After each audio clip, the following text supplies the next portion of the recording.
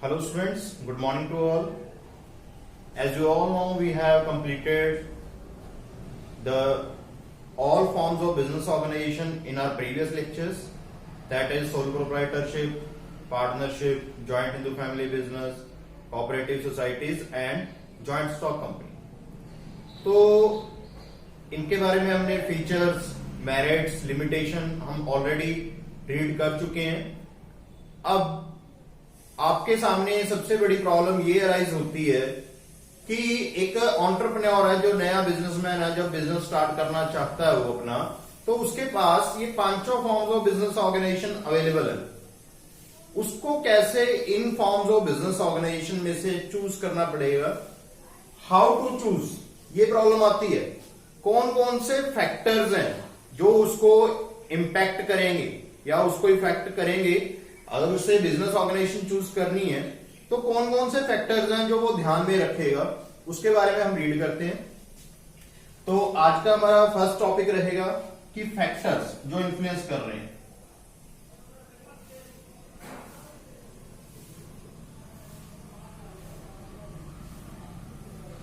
Factors influencing choice of the forms of business organization. देखिए, various factors हैं जो आपके दिमाग में भी रहेंगे अगर आपने बिजनेस स्टार्ट करना और आपके सामने ये पांचों ऑप्शन है। तो कौन कौन से फैक्टर्स जो कॉमन रहते हैं सभी के ध्यान में। First one is liability.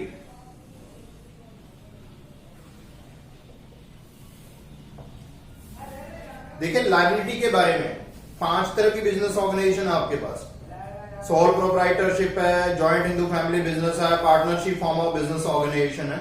ये आपके पास मेन बिजनेस ऑर्गेनाइजेशन है, फॉर्म्स ऑफ बिजनेस ऑर्गेनाइजेशन है। इनमें लायबिलिटी सभी में अलग अलग है। आपको मैंने बताया था, जैसे अगर मैं यहीं पे लिख लूं soul proprietorship, partnership, joint Hindu family, cooperative societies या जॉइंट स्टॉक कंपनी। लायबिलिटी के केस में आप पांचों में से कंपेयर कर सकते हो, जैसी लायबिलिटी आप चाहते हो। अगर आपने छोटा बिजनेस करना है, आपको कोई उससे दिक्कत नहीं है कि आपको सारी लायबिलिटी खुद बेयर करनी पड़ेगी। You can opt for the soul proprietorship business और पार्टनरशिप।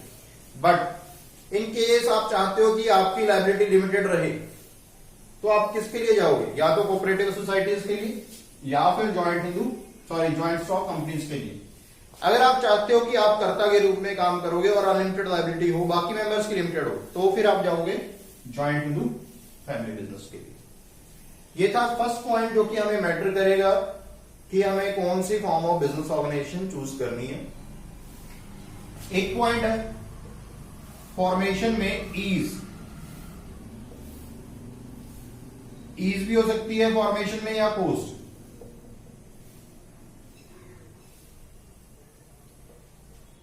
आपको मैंने पांचों बिजनेस फॉर्म्स में बताया कि कौन सा बिजनेस फॉर्म आपको एस्टेब्लिश करना इजी है और लेस कॉस्टली है। सोल प्रोप्राइटरशिप में सबसे ज्यादा आसान है और सबसे इसकी कॉस्ट क्या है, सबसे कम है। और on the country joint stock company की बात करें, सबसे मुश्किल है इसको क्रिएट करना, क्योंकि लीगल फॉर्मेलिटीज बहुत हैं और कॉस्टली भी है, क्योंकि खर्चा लीगली बहुत ज्यादा हमें रूल्स एंड रेगुलेशन फॉलो करने पड़ते हैं।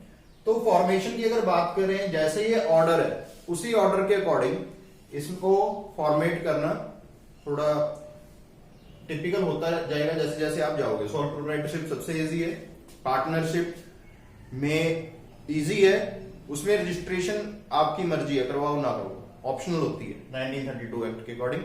जॉइंट हिंदू फैमिली बिजनेस है, आपको इसमें भी इजी है क्योंकि एक एक्ट होता है आपका Hindu family succession act, joint Hindu succession act 1956। Cooperative societies थोड़ी टिपिकल है और जॉइंट स्टॉक कंपनी थोड़ी ज्यादा टिपिकल है। इसके बाद है अवेलेबिलिटी।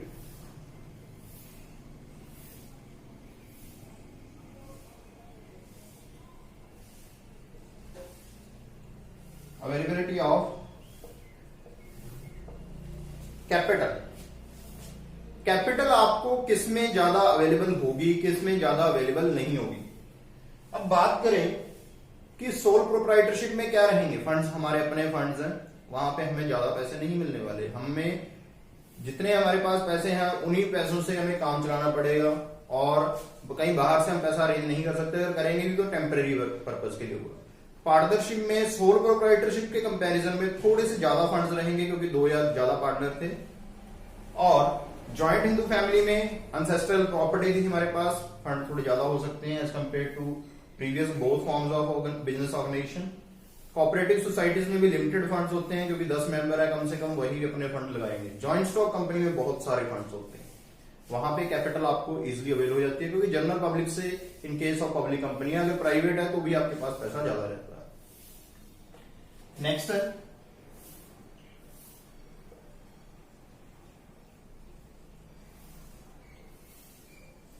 Degree of control. ये पॉइंट भी मैटर करता है जब आप बिजनेस को चूज करते हो, फॉर्म्स ऑफ बिजनेस ऑर्गेनाइजेशन को। देखिए, अगर आप चाहते हो कि सारा कंट्रोल आपके अपने हाथ में रहे, आप किसी के साथ कंट्रोल को शेयर नहीं करना चाहते, इट मींस कि डिसीजन मेकिंग पावर आप अपने हाथ में रखना चाहते हो, तो आप क्या करोगे? आप रखोगे उस केस में कि सारा कंट्रोल मेरे हाथ में रहे। तो आपके लिए इनमें से, पांचों में से कौन सी form of business organisation suit करेगी? That sole proprietorship. क्योंकि इसमें क्या है, डिल्यूशन ऑफ कंट्रोल नहीं होता, कंट्रोल सारा किसके हाथ में है? आपके हाथ में है। डिसीजन किसने लेने हैं? सारे आपने लेने हैं, किसी के साथ कोई प्रॉफिट नहीं शेयर करना। अगर आप थोड़ा सा कंट्रोल डिल्यूट कर सकते हो तो पार्टनरशिप के लिए जाओगे कि आप 2 या 50 बंदों तक अपना कंट्रोल डिल्यूट कर सकते हो। जॉइंट इनटू फैमिली बिजनेस मैंने बताया, ये आपका तभी होगा जब आपके पास एंसेस्ट्रल प्रॉपर्टी और 2 मेंबर्स है। कोऑपरेटिव सोसाइटीज में ज्यादा प्रॉफिट नहीं होते, उसके बिहाफ पे देखते हैं कंट्रोल। जॉइंट स्टॉक कंपनी में हमारा कंट्रोल डिल्यूट हो जाता है, डिल्यूट मतलब मिक्स हो जाता है, क्योंकि नंबर ऑफ शेयर होल्डर्स क्या होते हैं, बहुत ज्यादा होते हैं, इसलिए डिग्री ऑफ कंट्रोल क्या रहता है, कम रहता है। नेक्स्ट है पॉइंट मैनेजमेंट। देखिए, मैनेजमेंट की बात करें, ये डिग्री ऑफ कंट्रोल था, ये मैनेजमेंट है कि मैनेज कैसे होते हैं। यहां पे हमारे पास कोई प्रोफेशनल नहीं होते। अगर आप चाहते हो कि प्रोफेशनली मैनेज हो सारा कुछ, डिवीजन ऑफ वर्क हो, ठीक है, हर अकाउंट का काम सीए करे, लीगल काम सारे सीएस करें, तो आप कौन सी फॉर्म के लिए जाओगे? जॉइंट स्टॉक कंपनी के लिए। लेकिन अगर आप चाहते हो कि मैनेजमेंट हमारे ही लोग करें, जैसे मैं खुद ही मैनेज करूं तो सोल प्रोप्राइटरशिप, अगर पार्टनर्स ने मैनेज करना है तो पार्टनरशिप फॉर्म कि 2 या 2 से ज्यादा पार्टनर मैनेज करें। अगर एक इलेक्टेड बॉडी होगी जो कि कोऑपरेटिव सोसाइटीज में होती है, वो वोटिंग के थ्रू डिसाइड करते हैं कि ये हमारा इलेक्टेड रिप्रेजेंटेटिव है और ये हमारे बेस पे डिसीजन लेगा। जेएलपी में, जॉइंट हिंदू फैमिली में, कर्ता डिसीजन मेकर होता है। एक और पॉइंट है जो आपके लिए मैटर करेगा कि आप कौन सी बिजनेस फॉर्म ऑफ चूज करना चाहोगे। कंटिन्यूटी, बिजनेस चलता रहेगा या नहीं चलता रहेगा आपकी एग्जिस्टेंस के बाद, ये भी मैटर करती है जी। देखिए, sole proprietorship business strictly owner के साथ बेस्ड है। अगर ऑनर गया, बिजनेस गया। पार्टनरशिप में पार्टनर्स की एग्जिस्टेंस के साथ बेस्ड है। जॉइंट हिंदू फैमिली में ये स्टेबल रहता है, चलता रहता है। करता अगर डेथ भी हो जाती है तो नेक्स्ट एल्डेस्ट पर्सन करता बन जाएगा, मेल मेंबर। कोऑपरेटिव सोसाइटीज में चलता रहेगा, ठीक है। जॉइंट स्टॉक कंपनी में भी स्टेबल एग्जिस्टेंस है। तो आप देखोगे कि आप किस तरह का बिजनेस चाहते हो। अगर आपको ऐसा बिजनेस चाहिए कि आपको उसकी कंटिन्यूटी की कोई जरूरत नहीं है लेकिन सारे प्रॉफिट्स आपको चाहिए, तो सोल प्रोप्राइटरशिप। लेकिन अगर आप चाहते हो कि बिजनेस कंटिन्यू रहे तो जॉइंट स्टॉक कंपनी या फिर कोऑपरेटिव सोसाइटीज, इनके लिए जरूर।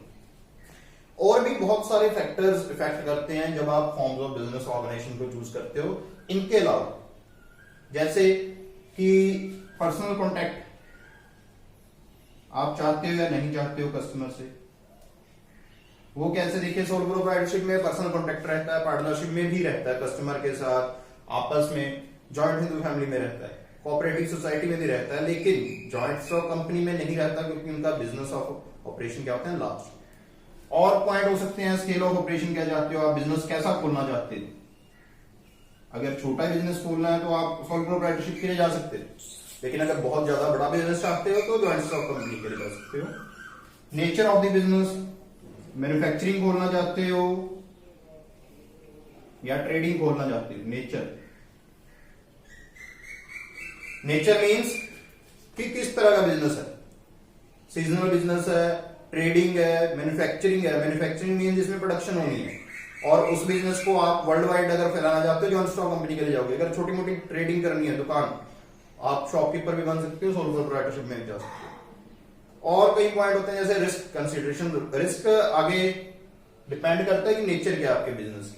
अगर आप छोटी दुकान है उसमें भी रिस्क तो होता है, लेकिन वो डिपेंड करेगा कि आप कौन सी मैटर करेगा वो भी कि कौन सी form of business organisation choose करते हो। इसी के साथ आपके सिलेबस में लास्ट पॉइंट दिया हुआ है इस चैप्टर के अंदर, ये कंक्लूसिव लेक्चर है हमारा इस चैप्टर का, जो कंक्लूजन दे रहा है हमें। ये मैंने कुछ पॉइंट बताए हैं कि ये फैक्टर्स अफेक्ट करते हैं आपकी चॉइस ऑफ बिजनेस को। अब हम बात करेंगे कि डिफरेंस क्या है इन पांचों में, जो हमने 5 बिजनेस ऑर्गेनाइजेशन पढ़ी हैं, इनमें डिफरेंस क्या है। वो डिफरेंस इसी में से बन जाएगा। थोड़ा जो आपको एक्स्ट्रा बताने वाला है मैं बता देता हूं। फर्स्ट बात करते हैं लायबिलिटी। ये पॉइंट ऑफ डिफरेंस भी मैं यहीं से करवा रहा हूं कि जो पांचों में डिफरेंस हैं वो कौन कौन से हैं। Your first difference is of liability. अब लायबिलिटी की बात अगर करें तो यहां पे देखिए लायबिलिटी क्या रहेगी, अनलिमिटेड। यहां पे भी सेम अनलिमिटेड, मैं शॉर्ट में लिख रहा हूं। जॉइंट हिंदू फैमिली बिजनेस में क्या रहेगा, कर्ता की लायबिलिटी अनलिमिटेड, सिर्फ कर्ता की, बाकियों की लिमिटेड, अदर्स। यहां पे लिमिटेड और यहां पे भी लिमिटेड। ये फर्स्ट पॉइंट ऑफ डिफरेंस है। मैंने आपको पहले भी बोला है कि जब भी अगर बाय चांस क्वेश्चन पेपर में 3 मार्क्स में आपको डिफरेंस आ जाता है, along with the basis in the T shape, T shape में बेसिस के साथ लिखना है, विदाउट बेसिस आपके मार्क्स डिडक्ट कर लिए जाते हैं, क्योंकि जो आंसर की आती है, मार्किंग स्कीम आती है सीबीएसई की तरफ से या डीएवी बोर्ड की तरफ से, वहां पे इसके अलग से मार्क्स होते हैं, हाफ प्लस हाफ होता है एक डिफरेंस का। अब फॉर्मेशन की बात करें, ये भी कि किस एक्ट के अंडर गवर्न करती हैं। सोलो प्रोप्राइटरशिप में कोई एक्ट नहीं है, आपकी फॉर्मेशन क्या है, इजी है, ठीक है। नो एक्ट, मैं एक्ट के बारे में लिख रहा हूं पहले, क्योंकि फॉर्मेशन की ईज और पोस्ट में पहले बता चुका हूं, वो भी आप लिखोगे। यहां पे मैं एक्ट के बारे में लिख रहा हूं। नो एक्ट पार्टनरशिप में ऑप्शनल होती है, इसकी रजिस्ट्रेशन है जो हमें ऑप्शन है, मर्जी है हमारी। अगर हम करवाना चाहते हैं तो करवा भी सकते हैं, अगर हमारी नहीं इच्छा तो हम नहीं करवाएंगे। लेकिन अगर नहीं करवा रहे हैं तो कुछ बेनिफिट्स होते हैं जो हमें नहीं मिलने वाले। अगर हम नहीं करवा रहे हैं तो कुछ बेनिफिट्स होते हैं रजिस्ट्रेशन के जो फिर हमें नहीं अवेल होने वाले। जॉइंट हिंदू फैमिली बिजनेस में रजिस्ट्रेशन होती है कौन से एक्ट के according, succession act 1956। Cooperative societies act में रजिस्ट्रेशन कंपलसरी है, 1912 एक्ट। और कंपनीज एक्ट में रजिस्ट्रेशन कंपलसरी है, 2013 है। अब कैपिटल वाला पॉइंट मैं आपको करवा चुका हूं। कंट्रोल एंड मैनेजमेंट की बात करते हैं, ये पॉइंट को मैं कंबाइन करता हूं यहां पे डिफरेंस में, कि कौन कंट्रोल करता है। सोल प्रोप्राइटरशिप में केस में ऑनर जो होगा वो अकेला कंट्रोल करेगा। सोल प्रोप्राइटरशिप में जो ओनर अकेला होगा वही कंट्रोल करेगा। पार्टनर में कौन कंट्रोल करेगा, पार्टनर में, पार्टनरशिप में सॉरी, दोनों जो पार्टनर हैं वो कंट्रोल करेंगे। जॉइंट हिंदू फैमिली में जो कंट्रोल या मैनेजमेंट रहता है वो किसके हाथ में रहता है, मैं पहले ही बता चुका हूं कि कर्ता के हाथ में रहेगा। बाकी मेंबर जस्ट उसके डिसीजन पे चलेंगे, जो कर्ता ने डिसाइड कर दिया उसी के अकॉर्डिंग चलना पड़ता है उनको। कोऑपरेटिव सोसाइटीज में एक इलेक्टेड बॉडी होती है, 10 मेंबर्स थे, उन्होंने वोटिंग के थ्रू, या 10 या ज्यादा मेंबर्स थे क्योंकि ज्यादा की कोई लिमिट नहीं होती है, उन्होंने वोटिंग के थ्रू क्या किया, एक कमेटी बना ली, कमेटी में एक रिप्रेजेंटेटिव इलेक्ट किया, वही सारे डिसीजन हुए। तो यहां पे इलेक्टेड बॉडी या रिप्रेजेंटेटिव।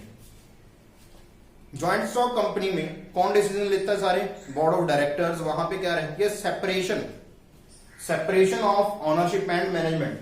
यहां पे मैं लिख रहा हूं separation of ownership and management, separation of ownership and management. अब नेक्स्ट पॉइंट की तरफ मूव करते हैं। देखिए ये पॉइंट भी आप लिखना है, ये छोड़ना नहीं है। अवेलेबिलिटी ऑफ कैपिटल, कि पैसे या फिर कैपिटल बता सकते हो कि किसमें कैपिटल लिमिटेड रहेगी, किसमें ज्यादा रहेगी। सभी में लिमिटेड है। देखिए सोल प्रोप्राइटरशिप में लिमिटेड, इसमें थोड़ी ज्यादा as compare to sole proprietorship partnership में थोड़ी प्लस हो जाती है। जॉइंट हिंदू फैमिली में मेन सोर्स रहेगा जो एंसेस्ट्रल प्रॉपर्टी। कोऑपरेटिव सोसाइटीज में भी लिमिटेड है, इसमें लार्ज होते हैं फाइनेंशियल रिसोर्सेज हैं जो वो लार्ज है। और पॉइंट ऑफ डिफरेंस की बात करें, कंटिन्यूटी मैं बता चुका हूं कि इसमें आपको बिजनेस है जो अनस्टेबल है, इसमें कंटिन्यूटी नहीं है। सेम इसमें भी अनस्टेबल है। किस पे डिपेंड करता है? पार्टनरशिप में पार्टनर की स्टेबिलिटी पे करेगा। अगर पार्टनर स्टेबल है तो बिजनेस भी स्टेबल है। थर्ड है जॉइंट हिंदू फैमिली बिजनेस, वहां पे स्टेबिलिटी रहती है, स्टेबल है, ये भी स्टेबल है और लास्ट वन भी आपका स्टेबल है। रीजन भी देखिए यहां पे अगर कर्ता की डेथ हो जाती है तो नेक्स्ट मेल मेंबर जो एल्डेस्ट है वो कर्ता बन जाता है। जॉइंट हिंदू आगे कोऑपरेटिव सोसाइटीज में सेपरेट लीगल एंटिटी रहती है और जॉइंट स्टॉक कंपनी में भी सेपरेट लीगल एंटिटी रहती है, मेंबर्स में कम है। पर्सनल कॉन्ट्रैक्ट का लिख सकते हो। एक और डिफरेंस जो मेन है इसमें बताने वाला आपको, मैं यहां पे लिख रहा हूं, बाकी आपको करवा चुका हूं मैं। मेंबर्स, हाँ जी, मेंबर्स कितने चाहिए? इसमें सिंगल होगा ओनर, इसमें कम से कम 2, पार्टनरशिप में मैक्सिमम 50, 2 से 50 मैंने बताया था।